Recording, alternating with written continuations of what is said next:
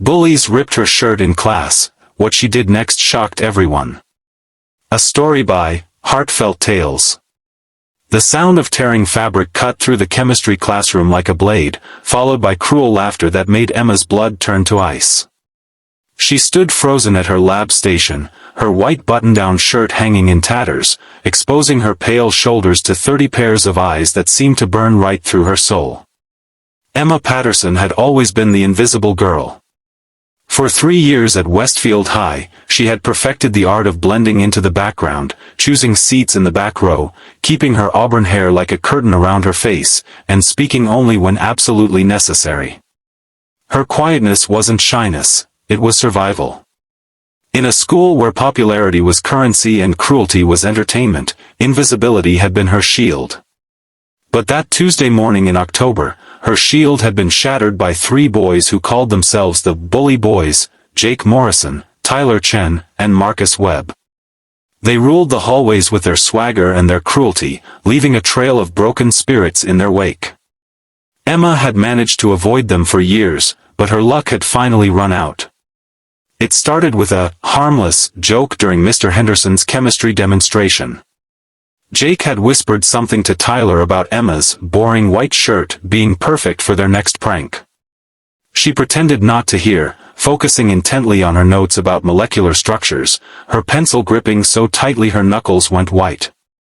When Mr. Henderson stepped out to get more equipment from the storage room, Jake made his move. "Hey, Snow White," he called out, using the nickname they'd given her for her pale complexion and quiet demeanor. "We think your shirt needs some customization." Before Emma could react, Marcus had grabbed her from behind while Tyler produced a pair of scissors he'd stolen from the art room. Jake filmed everything on his phone, grinning like a predator who'd cornered his prey. The other students watched in stunned silence, some horrified, others entertained, but none brave enough to intervene. "Stop," Emma whispered, her voice barely audible above the sound of her racing heart. "What was that?" Jake taunted, leaning closer with his phone. "Speak up, Snow White. The internet can't hear you." The scissors made their first cut, right down the back seam of her shirt. Emma felt the fabric give way, felt the cool air hit her skin, felt the weight of 30 pairs of eyes on her exposed back. Her face burned with humiliation as she heard the camera capturing every second of her degradation. "Please," she said, louder this time, but her voice cracked with emotion. "Please what?" Tyler laughed, making another cut. "Please make you famous. Don't worry, this is going straight to social media. Everyone's going to see how pathetic you really are." That's when something inside Emma snapped. Not the quiet, gradual breaking that had been happening for years, but a sudden, explosive fracture that released 3 years of suppressed rage, frustration, and pain. The girl who had spent her entire high school career making herself small suddenly felt enormous. Emma spun around, her torn shirt clutched to her chest, and her green eyes blazed with a fury that made even Jake take a step back. The classroom, which had been buzzing with nervous laughter and whispered commentary, fell completely silent.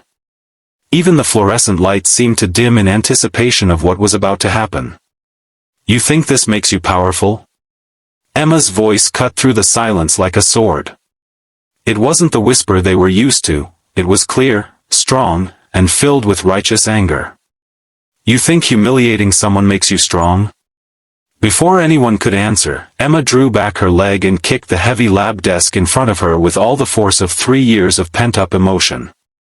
The metal desk, loaded with beakers, test tubes, and expensive equipment, went flying across the room with a crash that seemed to shake the very foundations of the building. Glass shattered. Chemicals spilled. Books scattered across the floor like fallen leaves. But more importantly, the sound seemed to break something in the atmosphere of the room, the invisible barrier that had protected bullies and silenced victims for far too long. The classroom was so quiet you could hear a pin drop. Jake's phone, still recording, trembled in his hand. Tyler's scissors clattered to the floor. Marcus released his grip and stepped backward, his face pale. Every single student in that room stared at Emma as if seeing her for the first time. I have spent 3 years, Emma continued, her voice growing stronger with each word, 3 years making myself invisible because I thought that would keep me safe. I thought if I was quiet enough, small enough, unnoticed enough, people like you would leave me alone.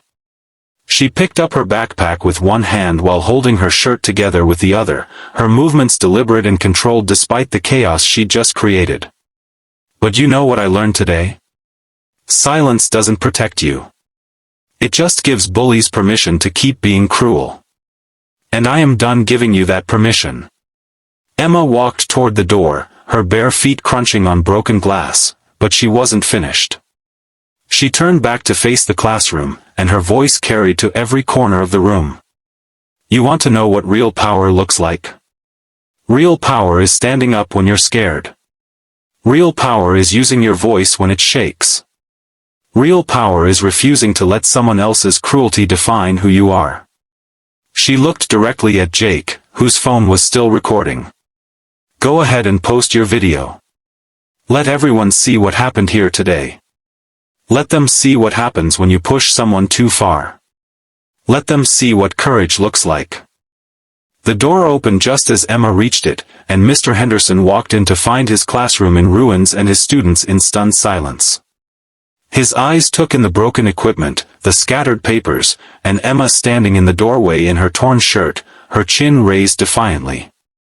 Miss Patterson, he said quietly, his teacher instincts immediately understanding that something significant had just occurred.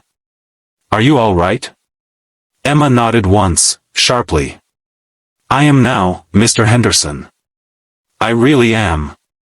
She walked out of that classroom a different person than she'd walked in.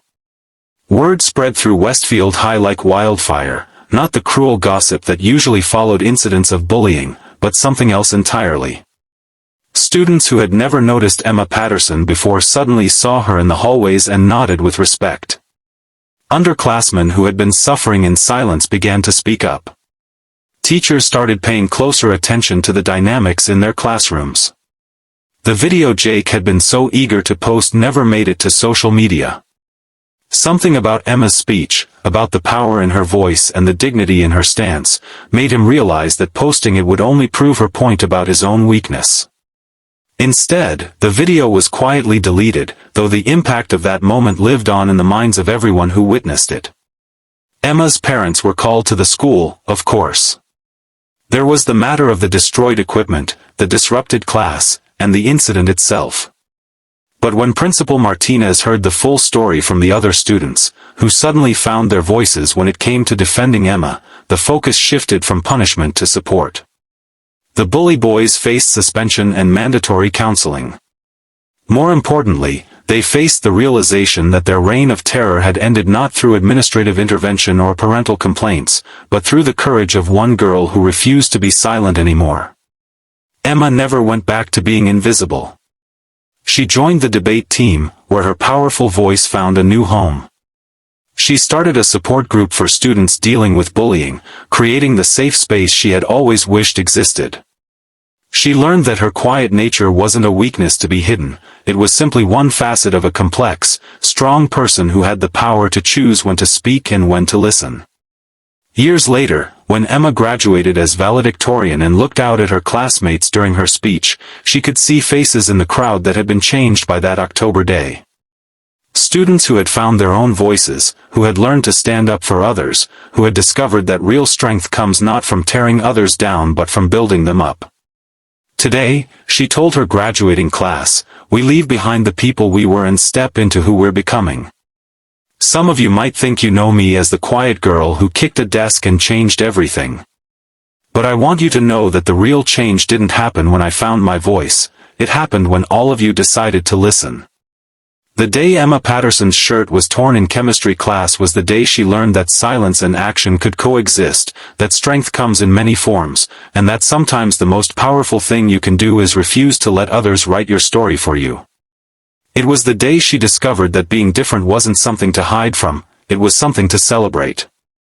And in a school full of students trying to fit in, Emma Patterson had finally learned the value of standing out. Asterisk, what did you think of Emma's transformation from silence to strength? Have you ever witnessed a moment when someone found their voice in the face of adversity? Share your thoughts and experiences in the comments below. Asterisk. If this story moved you, please show your support for Heartfelt Tales by hitting that like button, sharing this story with someone who might need to hear it, and subscribing to our channel for more inspiring stories about courage, resilience, and the power of the human spirit. Your engagement helps us continue bringing these meaningful tales to life. Asterisk. Remember, your voice matters, your story has value, and you have the power to write your own ending. Like, share, comment, subscribe to Heartfelt Tales.